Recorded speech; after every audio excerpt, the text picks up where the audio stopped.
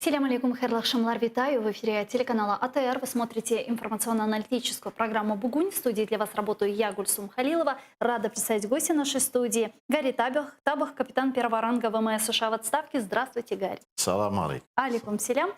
Я напомню нашим телезрителям, что у нас в студии работают телефоны. На экраны ваших телевизоров режиссера будут периодически выводить номер телефона. По вайберу звоните нам абсолютно бесплатно. Также можете звонить по скайпу, адрес которого вы также видите на экране вашего телевизора. Задавайте интересующие вас вопросы. Но мы пока начнем с вами с такого информационного сообщения. На сегодня вопрос о новой международной площадке по деоккупации Крыма находится на серьезном марше. Украинская сторона уже готовит соответствующий план мер. Об этом журналистам заявил вице-премьер-министр по вопросам реинтеграции временно оккупированных территорий Украины Алексей Резников. По его словам, украинская сторона постоянно поднимает вопросы освобождения политических заключенных в Крыму. Буквально вчера Министерство иностранных дел Украины уже передало президенту Владимиру Зеленскому концепцию международной диалоговой платформы по Крыму. Об этом на своей странице Twitter написала первая заместитель министра иностранных дел Украины Эмине Джапар. Давайте послушаем ее цитату. МЗС розробило стратегію деокупації Криму. Створення міжнародної діалогової платформи по Криму, яку ми ініціювали, та концепцію якої передали президенту України, має вивести питання Криму на вищий міжнародний порядок денний. Мы с вами уже не раз в этой студии обсуждали тему Крыма, тему деоккупации Крыма. И вот сейчас, наконец-то, уже прошло 6 лет, и уже разрабатывается концепция международной диалоговой платформы по Крыму. Что думаете, Украина сможет в ближайшей перспективе деоккупировать Крым? Вот эта платформа поможет? Я не знаю, это, наверное, вопрос больше к политикам, юристам международным. Я как человек военный, я думаю, у нас немножко такое разногласие с вами получается, потому что я знаю, что это для крымских татар это очень болезненный вопрос. Это ваша родина, это ваша земля, это понятно. И вы называете его оккупированным. Я не вижу, чтобы он был оккупированный. Я его считаю аннексированным. Что у вас его отняли и сказали, это мое. И все. А теперь иди докажи, что это не мое. Вот, да? И вы доказываете, приносите документы, говорите, это моя квартира, и все. Он говорит, нет, это суды решают. Этому бандиту он говорит, нет, это не доказательство, это все равно мое. Это не то, что они вас временно оккупировали, как там у израильтян была оккупирована территория в Газе. Да, они потом ушли оттуда и отдали это. Это в моем военном понятии, это не оккупированное, а аннексированное. Я не знаю, помогут эти диалоги или не помогут. В моем опыте эти все диалоги, это Минские договоры, все это болтовня, которая длится десятки, а то и сотни лет. И они ни к чему не приводят, кроме того, что сохраняют статус-кво. Тогда вы, как военный человек, какой путь видите деоккупации, возвращения Украины в ее состав, с восстановлением территориальной целостности Украины? Как вы видите, как военный человек, какие, возможно, пути должна предпринять Украина? Военного разрешения я тоже там не вижу. Если, опять же, я не специалист в этих вопросах, но я как вижу только одно, что Россия в какой-то момент развалится на несколько стран, и Крым отойдет от России, и надеюсь, что это будет в скором будущем, хотя бы в моей жизни, да. И Украина станет к тому времени прогрессивной цивилизованной страной, частью Европы, уровень жизни здесь повысится, и многие соседи украинские захотят быть частью Украины, потому что тут будет жизнь, уровень жизни будет выше, жизнь будет лучше, и крымчане скажут, зачем мы из богатого края, туристического края, куда весь мир съезжался, нафига мы здесь сделали военную базу. Это ненормально, это кверх ногами. Обычно там, где были раньше военные базы и красивые места, они превращаются в туристические места. Да? Старые корабли затапливают, еще делают, чтобы люди могли нырять и смотреть. Здесь сделано все до точности наоборот. Поэтому я надеюсь, что это так случится. Ну, могу только пример привести наших кубинцев американских. Вот там, где я живу, в Майами, там у нас очень огромная диаспора кубинцев, которые ушли от коммунистической Кубы, и они сидят Ну, и понятно. ждут момента, когда Куба станет опять нормальной страной, и они тогда поедут туда-обратно и будут строить бизнесы, будут отстраивать свои дома, заберут свое, что принадлежит им обратно. Ну, сидеть и Не, ну- ждать у моря погоды, наверное, тоже Нет, неправильно. конечно, Что-то нет. и нужно предпринимать. Конечно, вы должны все время держать свою власть, украинскую власть в напряжении, что она не должна забыть о Крыме. Вы сказали, Россия распадется, да? Ну, тому же должны предшествовать какие-то события. Ну, тут много событий предшествует, что Россия, похоже, что империя продолжает. Империи не разваливаются в один день. Ни одна империя не развалится в один день. Это продолжение разложения империй, когда Кавказ отойдет, Дальний Восток отойдет. Мы видим, что на Дальнем Востоке люди недовольны, там башкиры отойдут. И вот так потихоньку Россия начнет разваливаться, и некоторые регионы начнут от нее отходить. Слишком большая страна, вручную управлять невозможно. Желательно это будет бескровно сделано. Но Крым, это, наверное, будет одна из первых территорий, которая захочет отойти от России, так как, во-первых, у вас большая диаспора, которая в этом заинтересована за границей. Есть лоббизм в этой отрасли. У вас есть свое телевидение, это огромное тоже дело, которое постоянно... Ну, и плюс санкционное давление международных наших партнеров. И, Соединенных Штатов Америки. Конечно, всех Европы, Соединенных Штатов Америки, других стран, которые окружают и по соседству с Украиной. Конечно, Турция. У вас много союзников в этом отношении по Крыму? А что сейчас, вот вы недавно приехали из Соединенных Штатов Америки, а что сейчас в Америке? Говорят ли об Украине? Как-то вообще всплывает сейчас там Украина? У вас сейчас там мощная предвыборная Ну да. кампания идет президент, у вас в ноябре уже выборы. Ну да, всплывает, но не так сильно. Это Украина не играет большую роль в наших выборах, не играет большую интерес в Америке. Опять же, это не потому, что американцы плохие, просто потому что где Америка и где Украина. Украина не имеет такого стратегического значения огромного для Соединенных Штатов, кроме того, что она в оппозиции России стоит, в оппозиции путинской власти. И Крым тоже не имеет большого значения для американцев. У нас других много проблем. У нас есть Ближний Восток, у нас есть Южная Америка. Те, которые ближе к нам, с кем у нас проблемы есть большие, у нас есть Ирак, у нас есть Афганистан. Поэтому во всем этом, конечно, я понимаю, что украинцам, татарам говорят, ну как же, ну что же, Ну, для Америка Ирана нас и не для видит. Афганистана Америка не выступала страной, которая гарантировала им территориальную целостность, а Америка. с нами выступала. Нет, это тоже Как нет? неверно. Почему не верно? Потому что гарантии никто не мог давать. Это были не гарантии, это было, что называется, assurances. И Это был Будапештский меморандум. Будапештский меморандум. В меморандуме это только меморандум, это не договор. И слово «гарантии» там нет. Это переведено на русский язык как «гарантии», но по-английски написано «assurances». Я не знаю, как это по-русски сказать. Это слово, может быть, кто-нибудь может гугольнуть у вас там в переводчике. Что Намерение, это значит? намерение. Намерение, да, намерение, хорошие намерения. Поэтому гарантий никаких не было. И я вам честно скажу, я был частью этого. Вот здесь я в теме. И это сегодня на это смотреть, то, конечно, да, это не так хорошо выглядит. Но если мы себя перенесем в 92 год, это все же делалось не за один год. С 92 по 96 перенесем. Это идут огромные переговоры, там тысячи людей в этом заняты этим. Юристы, политики, ученые, военные. И я вам скажу, что мы сидели по одну сторону стола, а по другую сторону стола сидели украинцы, белорусы, казахи и россияне. Ну, понятно. И они были одни и те же люди. Они все друг друга знали, они все друг с другом работали, они все друг с другом говорили по-русски. Они были советские люди к тому времени. И они говорили: Микола, ты что, будешь этим пиндосам доверять? Или вот мы с тобой служили, мы с тобой учились.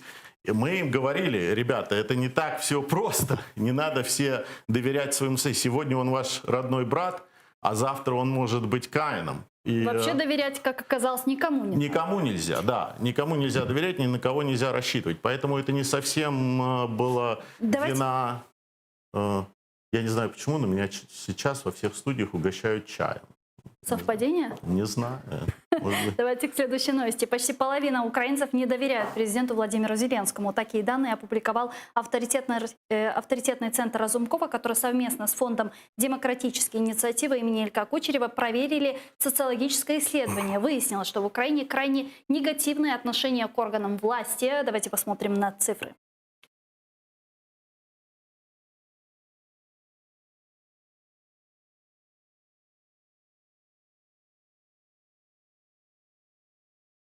Президенту України не довіряють 49% громадян. Верховній Раді України – 75%. Уряду України – 72%. Державному апарату, чиновникам – 78%. Политический эксперт Владимир Воля с нами сейчас на прямой связи. Владимир, здравствуйте. Доброго здоровья. Да, ну только что вы увидели цифры. Как вы считаете, почему снижается кредит доверия к президенту, почему падают рейтинги?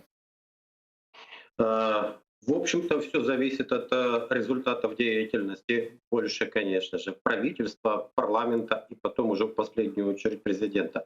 Мы видим, что из всех ветвей власти президент сохраняет пока что наибольший рейтинг доверия. И судя по тому, что рейтинги и правительства, и парламента, которые напрямую связаны с президентом, падают, эти рейтинги и тянут его вниз. Вместе с тем у президента тоже есть свои недостатки. Это уровень компетенции, недостаточный с точки зрения общественного мнения, плюс его манера поведения, то есть личная вот такая составляющая. Ну и с другой стороны, если говорить рейтинг доверия и проголосовали бы вы за того или иного политика в случае новых новых выборов президента, то эти цифры, конечно же, разнятся. В сегодняшнем исследовании это не отражено, говорится о доверии и недоверии, но вместе с тем даже при уровне доверия уже чуть ниже 50% в случае новых выборов, как показывают другие опросы, за Зеленского прежнего проголосовали бы больше всего. Однозначно, что естественный природный процесс падения рейтинга президента, он происходит, его не остановить. И я думаю, что в ближайшие несколько месяцев, осенью, зимой, политическая карьера президента Зеленского пересечет свой экватор.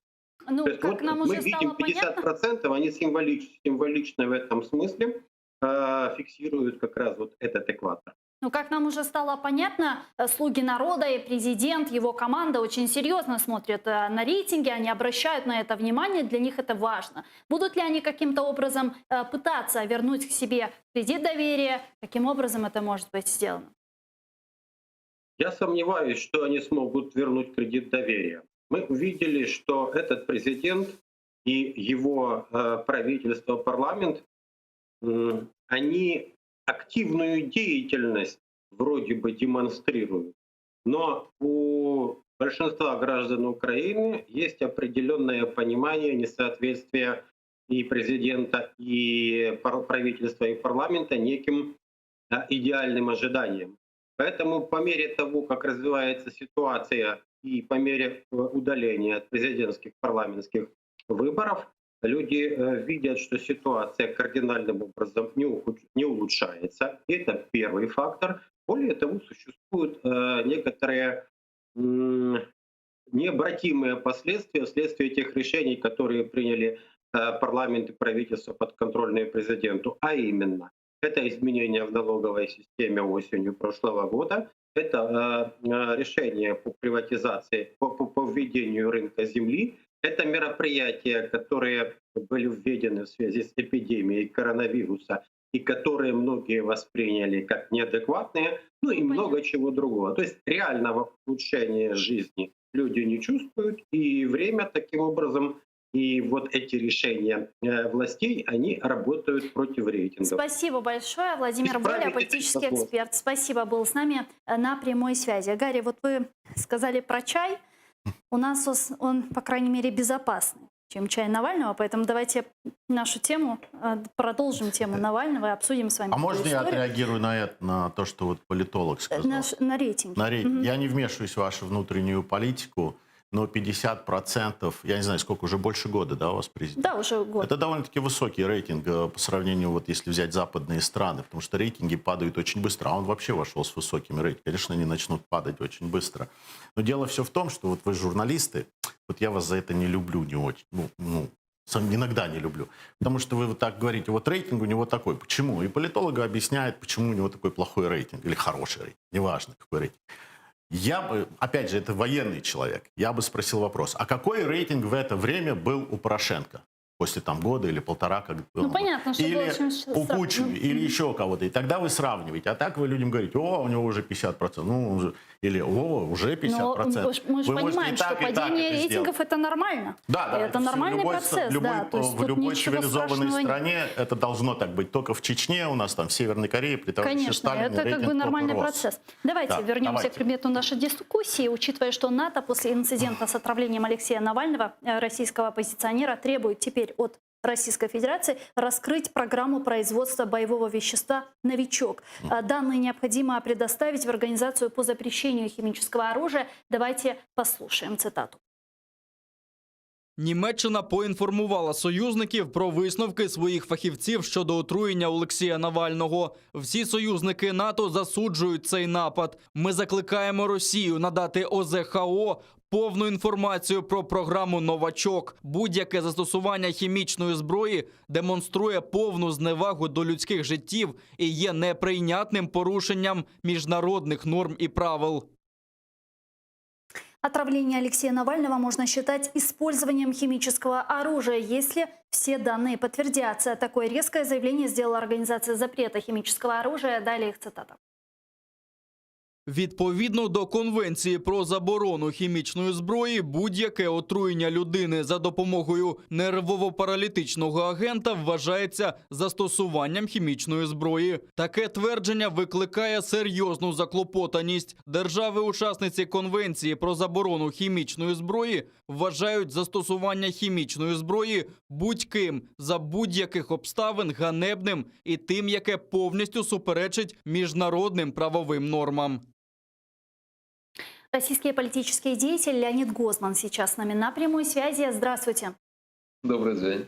Ну вот вы только что услышали заявление Организации запрета химического оружия. Также вот после этого инцидента НАТО прокомментировала, и теперь они требуют от России раскрыть программу производства значит, боевого вещества «Новичок». Вот ваша версия. Как вам видится вот эта вся ситуация с отравлением Алексея Навального? Кто, зачем, почему? Ну, вы знаете, я абсолютно убежден в том, что приказ на отравление Алексея Навального был дан из Кремля. Он номенклатура Кремля, он федеральный человек, он борется с федеральным центром. Соответственно, никто в регионе не осмелился бы принимать такое решение. Я не знаю, как это было. Президент Российской Федерации вызвал каких-то людей и сказал, значит, так, решить вопрос, да, вот таким образом. Или, наоборот, к нему пришел кто-то из его ближних бояр и сказал, вот, Владимир Владимирович, мы тут подготовили такую операцию, просим вашего разрешения на ее проведение. Но то, что он был как минимум в курсе, в этом я убежден абсолютно. Возникает вопрос, почему они его все-таки не убили. Вот здесь два фактора совпало. Один фактор: Алексею просто повезло. Повезло, что командир корабля, самолета, на котором он летел, был человеком решительным и порядочным, если хотите, да. И несмотря на ложные сообщения о бомбе в Омске, ведь как только он сказал, что он садится, что у него больной на борту, тут же поступило сообщение в Омск, что там бомба заложена, а потом еще одна. А командир все на это наплевал и сел. Вот Алексею повезло с этим пилотом. Алексею повезло с тем, что парень-врач на скорой помощи, который его встречал, увидел, что это похоже на отравление, без всяких приборов, безо всего, естественно, какие там приборы в скорой помощи, да, вот, и вколол ему атропин, просто так, на всякий случай, да, это его, по всей вероятности, спасло. А второй фактор, не менее важный, это то, что у нас все делают, как в старом анекдоте, гланды удаляют через задний проход. У нас все всегда так делают. И уровень квалификации наших спецслужб, я полагаю, такой же, как уровень качества наших телевизоров, автомобилей там, и всего остального. Мы все видели офицеров Главного разведывательного управления, когда они пытались отравить Скрипаля. Это же просто два дебила, это сила. Вот что они несли по нашему телевизору. Вот. Мы видели много других таких же провалов, совершенно позорных. И, соответственно, то же самое и здесь. Скажите, а понятно же, вот отравление Навального за собой бы, да, понесло там резонанс. И, собственно, мы это и увидели. Там в Германии отреагировали, вот в НАТО отреагировали, в Организации запрета химического оружия отреагировали и так далее. Уже много стран, в принципе, отреагировали. В Европейском Союзе сказали, что срочно нужно применить какие-то меры по отношению к Российской Федерации. Америка теперь призвала Германию немедленно остановить строительство Северного потока-2 и так далее. Зачем это нужно? Зачем было это делать? Что и кому? Какой месседж пытается донести Кремль? Ну, вы знаете, Кремль так по-хитрому не думает, понимаете? На реакцию Запада им наплевать. Помните, был анекдот, как председателю колхоза привозят иностранную делегацию, он говорит, так у меня же, говорит, коровник такой весь там упавший, там, дороги нет, еще чего-то, пьяные все лежат. Ему говорят, да хайкли вещь. Ну, совершенно наплевать всем вообще, что они там говорят, да? Хуже особенно не будет. Хуже, так? Все эти разговоры, а вы нам представьте там данные по химическому оружию, это все сотрясение воздуха. Ни черта им не представят, понятно. И вот уже все давно определено. Как они видят в России врага к войне, с которым, к отражению атаки, к которой надо готовиться, так они и будут его видеть. Ничего в этом смысле не изменится. Зачем они это сделали? Значит, ну, мне кажется, есть две причины. Первая. Навальный представлял для них реальную опасность. Вот реальную опасность. Он лучше, чем кто-либо другой раскручивал, раскачивал ситуацию. Он лучше, чем кто-либо умел собирать какие-то массовые действия, которые не дают им избираться и так далее. Кроме того, он лучше, чем другие, разоблачает их воровство, их жлобство такое, там, на золоте, понимаете, живут прям. Ну, собственно говоря, господи, у вас был Янукович такой же, на самом деле, вот, со своим золотым батоном. То есть это вот, они просто его ненавидят. Да? Ну, в смысле, он им мешает. А второе, это их эмоции. Я думаю, что он очень сильно их обижает, когда он поднимает, вытаскивает на свет Божий их яхты, дома для уточек, чтобы хранилища и все прочее. Они просто испытывают к нему личную человеческую ненависть. А поскольку они могут эту ненависть воплотить в пулю, в яд, еще во что-то, то они это и делают. Закон же для них не писан, понимаете? Вот я, как уже отметила, американцы сразу предложили наказать Российскую Федерацию за жесткое преступление в отношении Навального, и они призвали приостановить достройку газопровода «Северный поток-2». Такое мнение выразил сенатор от республиканской партии Том Коттон. Как вы думаете, что будет с «Северным потоком-2»? Отравление Навального как-то может повлиять на завершение его строительства? Не хочу вас расстраивать. Абсолютно убежден в том, что «Северный поток-2» будет достроен. Абсолютно убежден. Потому что, понимаете, своя рубашка ближе к телу. Да? Госпожа Меркель избрана канцлером Федеративной Республики Германии не чтобы наводить справедливость и порядок в России, да? И, кстати, не чтобы защищать Украину, а чтобы заботиться о безопасности и благополучии своих граждан. Вот она и заботится. И в Бундестаге уже тоже есть депутаты, которые зеленые, по-моему, которые сказали, что надо остановить «Северный поток-2». А госпожа Меркель уже сказала, нет, не надо останавливать «Северный поток-2». Вот. Он, конечно, будет достроен. Понимаете, не будет никакой экономической блокады, разрыва дипломатических отношений, еще чего-то, еще чего-то. Во-первых, ничего нового принципиально не произошло. Никого не удивило, что руководители нашей страны могут отдавать такие приказы. Вот. Поэтому я думаю, что единственным серьезным последствием всего этого дела будет то, что западный мир будет еще более серьезно относиться к обороне, он будет еще более серьезно относиться к возможности каких-то агрессивных действий со стороны моей страны, как это не печально для меня, как для гражданина. Ну, а народ все-таки будет как-то реагировать российский? Уже вот открыто, если мы видим отравление оппозиционеров. Это может породить протестный? Вот у вас Хабаровск там разгоряется сейчас. Да, что-то как-то реагировать будут? Протестные акции массово, нет? У нас не только Хабаровск. В Хабаровске непрекращающийся протест. А вот в Башкирии не просто был протест, а полная победа народа. Полная победа народа. Когда власти должны были не просто отступить, еще и уголовное дело начать против своих же. Понимаете? То есть это полная победа. И такие победы уже были в Шиисе, в Архангельской области, когда остановили свалку.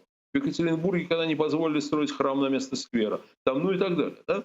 Народ уже реагирует. Но народ реагирует на то, что затрагивает его лично. Понимаете, вот лично затрагивает. Не убийство даже очень уважаемого, условно, или там попытку убийства очень достойного человека, да? А вот у себя свалка. А вот моего губернатора забрали, я за него голосовал, а они вообще тут что-то такое творят, да? Когда лично затрагивает. Вот. Но это, так сказать, попытка убийства Навального, она, конечно, им авторитета не придаст. Вот. Система организирует и будет организировать. Спасибо вам большое. Дуже дякую вам. Российский политический деятель Леонид Гозман был с нами на прямой связи. Гарри, а вы как считаете, что случилось с Навальным? Его отравили.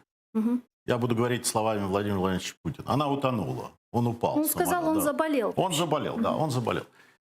Дело все в том, что вот все, что сказано, опять же, я не политолог, Понятно. я не профессионал в этом Но деле. отравили-то боевым химическим оружием. А вы откуда это знаете?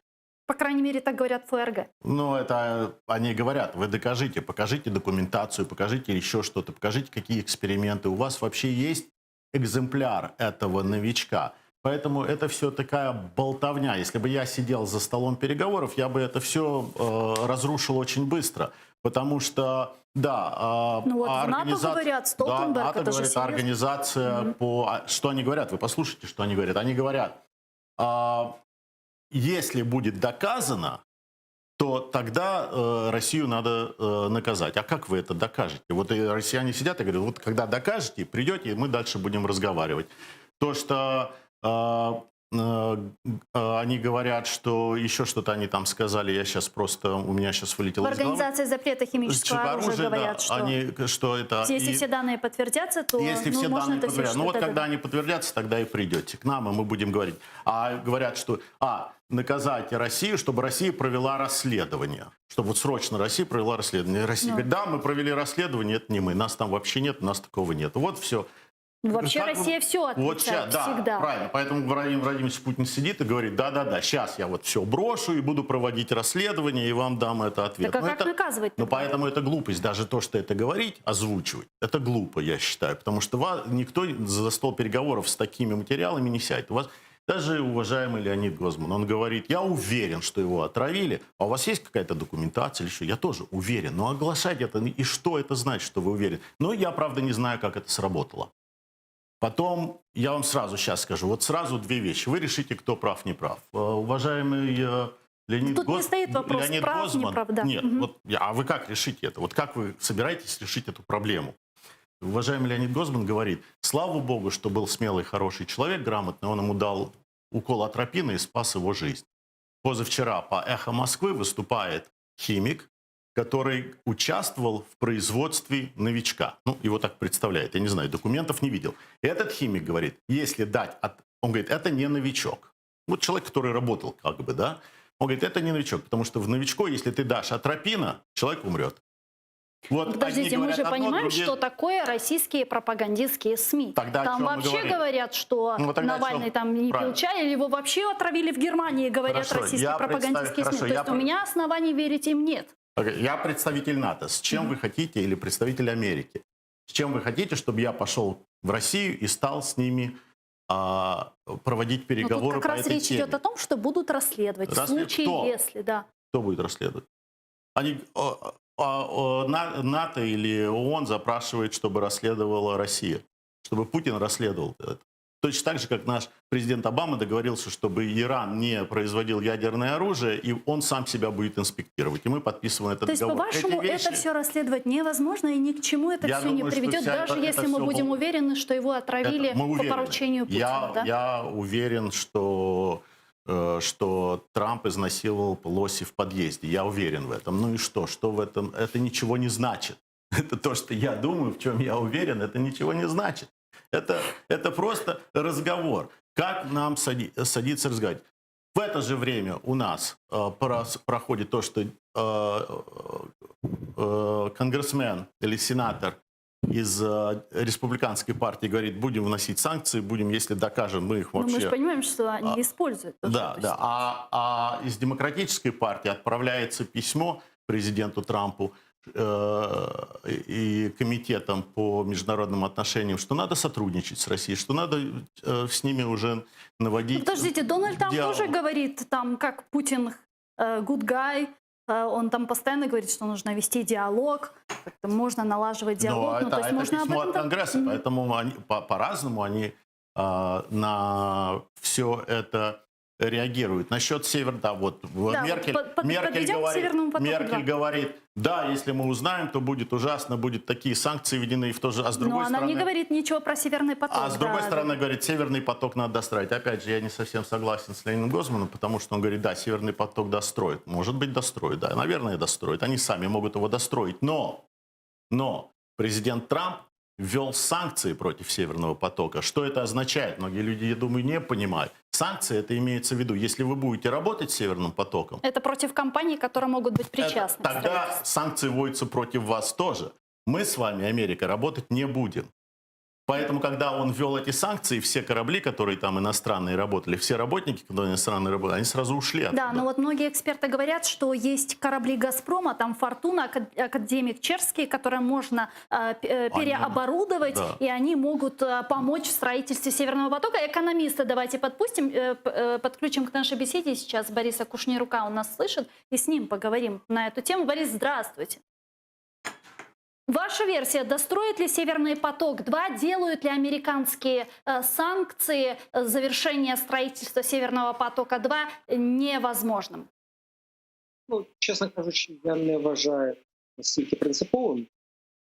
І гадати з цього приводу дуже важко. В реальності можуть і не добудувати. Питання зараз не просто в тому, щоб його фізично добудувати. Гроші освоєні, бізнесмени, пов'язані з Путіним, заробили на цьому. А ось щодо постачання газу з цим газовим потоком, це вже проблема. Тому що після того, як в Європі почав збільшуватися обсяг зрідженого газу, який вже постачається не по трубам, а може постачатися суднами. Після того зараз ринок європейський газовий, він надто перенасичений, навіть, я би сказав, пропозицією газу, і ця пропозиція лише зростатиме. За таких обставин шантажувати газовими потоками, що в принципі закладалося, коли їх планували будувати, вже буде просто неможливо. Тому навіть якщо добудують, питання полягає в тому, що у Росії скорочується пропозиція газу в Європі. Тобто його просто купують значно менше у цьому році. І є всі підстави казати, що цей процес триватиме поза залежності, чи буде цей газовий потік 2 введений в експлуатацію, чи ні. Насколько ущербный этот проект для Путина, для Кремля? Насколько он рентабельный для них? Ні, давайте поділимо. Для Путіна і його оточення він прибутковий. Вони на цьому заробили гроші. Фізично, на тому, щоб його будувати. А сам по собі газові потоки, все, що вони будують по газовим потокам, на сьогоднішній момент, воно все, з точки зору окупності, воно безнадійно. Причому це стосується всіх газових потоків, в тому числі внаслідок того, що коли їх будували, і як там ці генерали готуються до минулої війни, так от газові генерали Росії, вони готувалися діяти за принципом там 80-х, 90-х, нульових років, коли єдине джерело постачання газу були труби. І саме через газогони можна було його доставити до споживачів. А в принципі споживання газу в світі зростає. Але коли з'ясувалося, що зараз з'явилася альтернатива, причому дуже потужна, до того ж, яка дуже гнучка з точки зору можливостей, напрямки постачання, строки постачання і так далі, за таких обставин газогони стають в цьому плані, практично всі стають, скажімо, низькорентабельними проектами. Це якщо їх роблять правильно, а якщо вони і зроблені явно з вигодою заробити на самих будівництвах цих газогонів.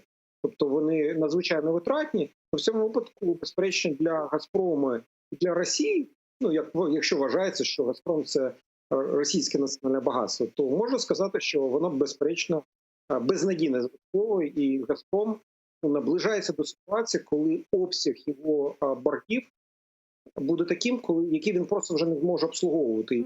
Це кажуть всі провідні фахівці в цій сфері. Спасибо большое. Борис Кушнірук, экономист, был с нами на прямой связи. Дуже дякую вам. Тут вопрос не только в строительстве Северного потока. Трамп ввел санкции не против строительства Северного потока, он ввел санкции против Северного потока. Что это значит? Даже я не инженер, я не думаю, никто из политологов, вы тоже. Мы не знаем, достроят они, не достроят. Может, у них есть возможности. Все говорили, что они мост не сделают. Сделали каким-то образом, да? Да. И то же самое с Северным потоком. Может быть, они достроят. Но санкции введены против Северного потока, поэтому этот газ и нефть, которая будет по нему идти, она санкционирована. Если кто-то ее будет покупать, то в какой-то стране, то это будут против них введены тоже санкции. То есть попадают под санкции. Попадают под санкции. Поэтому Трамп и вывел войска, или выводит какую-то часть войск из Германии, переводит их в Польшу. Потому что он То есть говорит... это связано, по-вашему, Конечно, с Северным нет, потоком 2, он да? это и сказал. Трамп говорит открыто. Он Меркель это сказал. Она говорит, что он грубиян, там, они его не любят, потому что он не очень такой... С милостями у него проблема, конечно. Он говорит, что почему я должен за свой счет своих налогоплательщиков держать войска, рисковать жизнями своих солдат, защищая вас от России, да? Когда вы с этой же Россией пытаетесь заработать миллиарды денег и в НАТО еще не вносите свои 2%. Он говорит, тогда салям алейкум отсюда, и я ухожу. Вы правы, но тут же вопрос не только защиты своих граждан, тут же вопрос еще и подачи сжиженного американского газа на европейский континент. Да, конечно. Это не значит, что тут один вопрос, но вам от этого плохо или что это... Правильно. Не, мы понимаем, да. что у каждой страны свои интересы, это нормально. Ради американских интересов тоже. Конечно. Но это включает и то, что он объясняет это тем, что Меркель и Германия ведет себя нечестно, не по-партнерски. И как это может такое быть? Ну, я считаю, что он прав. Давайте обсудим с вами еще Беларусь.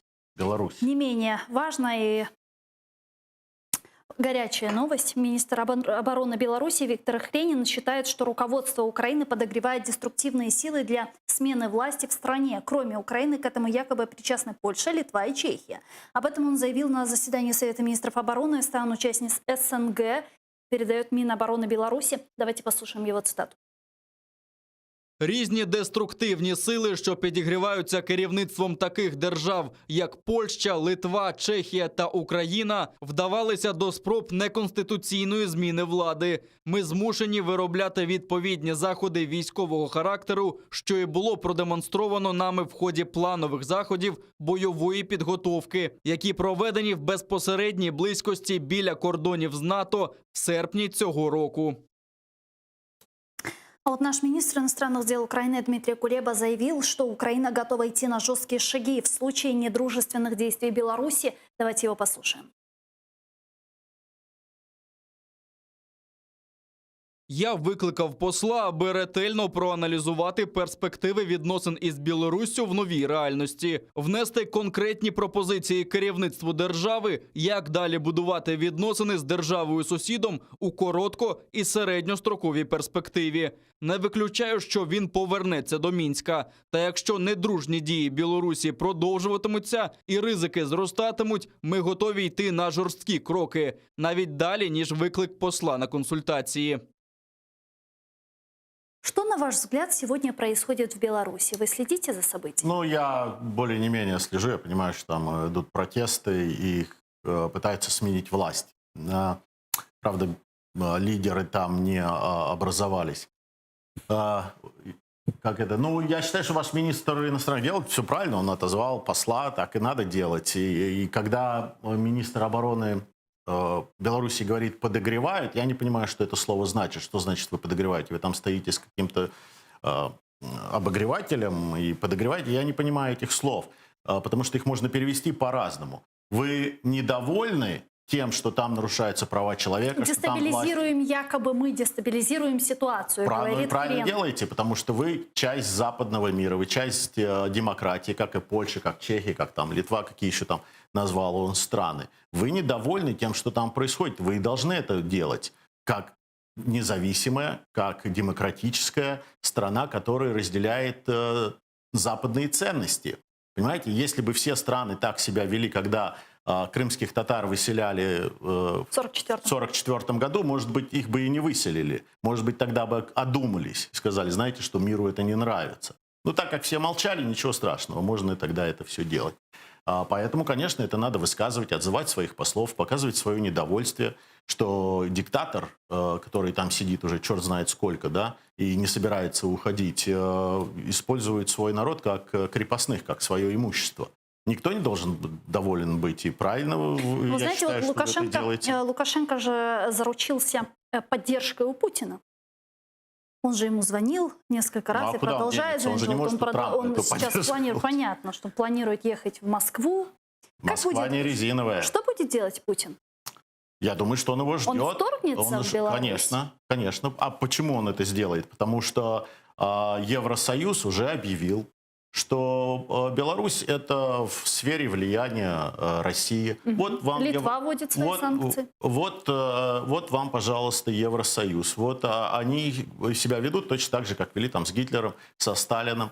Не надо его раздражать. Это в сфере, потому что Беларусь это не отдельная страна, это не независимая страна, это в сфере России, и мы не должны Но не весь вмешиваться. Европейский Союз. Страны Балтии, к примеру, Литва сказала, что мы будем вводить Я говорю санкции. о представителе Евросоюза, который выступал, я забыл сейчас свое имя, который это сказал, что это в сфере, оказывается, у нас сегодня есть страны, которые имеют право на другие страны, у них есть влияние на эту страну. Ну и Крым там тоже, наверное, недалеко. Он же тоже близко к России, и он тоже имеет право иметь влияние на Крым и забрать его, так же, как и Беларусь. И Путин уже ответил на это. Правильно, мы не позволим, чтобы там был фашизм, чтобы там было это. И это в сфере нашей влияния. Он с ним согласился. То есть он будет до последнего защищать Лукашенко?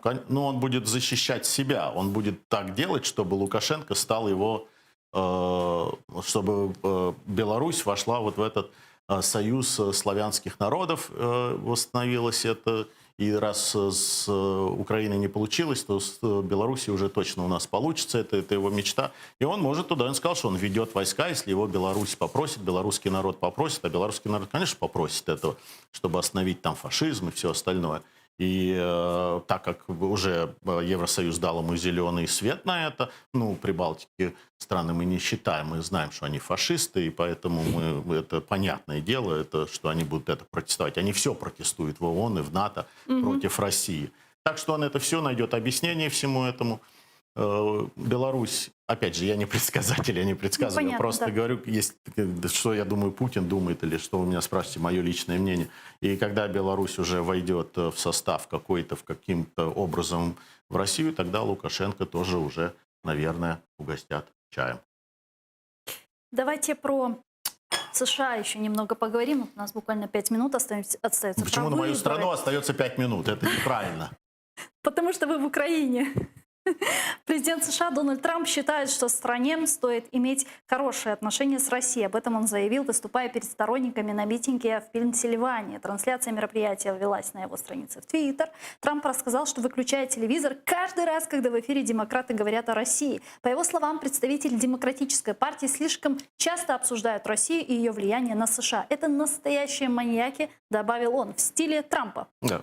Молодец. Что Понимаете, это означает? Что вы значит с Россией выстраивать отношения? Понимаете, вы журналисты очень хитрые. Потому что- Неправда, мы Да. очень добрые люди.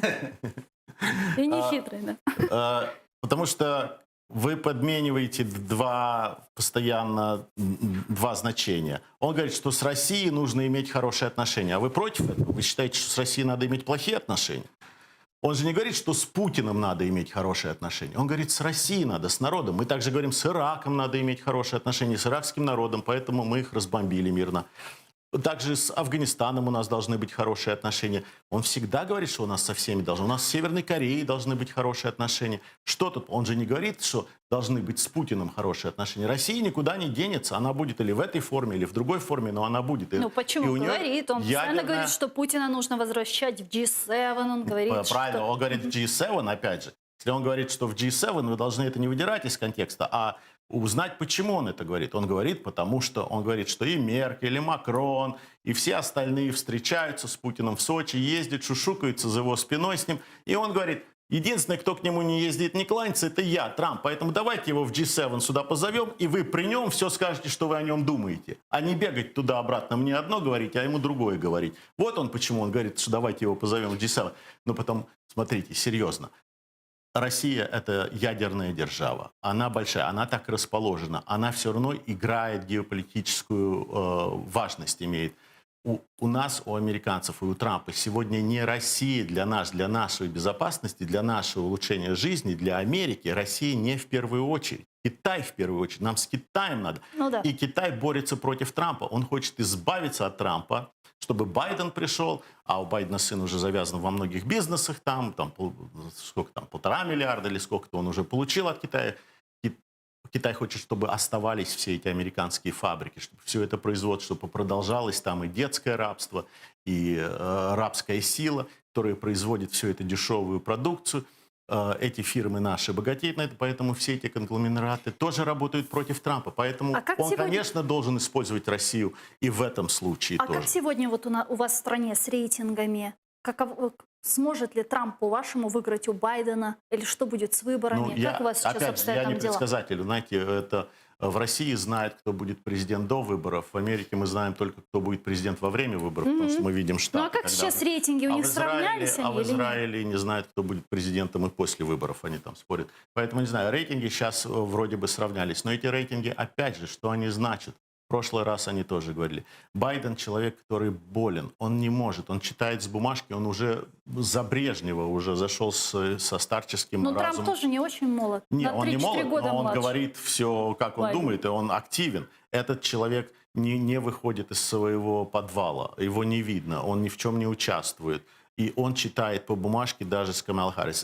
Демократическая партия уже говорит, что вы будете голосовать не за него, не за Байдена. Они понимают, что он не может, он не сможет дебаты выдержать.